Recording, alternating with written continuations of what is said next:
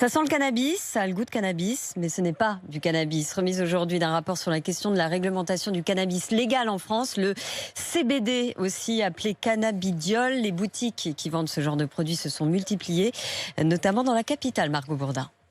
Alexandre Cueto dirige ce magasin de CBD. Il y vend tisane, chocolat, huile de massage. Il attend beaucoup de ce rapport d'étape. Tant qu'on reste dans le flou, forcément, dans la tête des gens, c'est pas simple.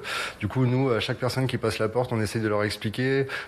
Surtout, on veut pas d'amalgame entre le cannabis et le CBD. Nous, ça n'a absolument rien à voir. On n'est pas à Amsterdam, encore une fois. Et il insiste, tous ces produits respectent le taux autorisé en Europe, moins de 0,2% de THC. Loïc est venu acheter du CBD et il recherche de la détente. C'est vraiment un moment relaxant. On n'est pas défoncé. On est pleinement conscient de tout ce qui se passe et ça justement c'est quelque chose qui me plaît beaucoup.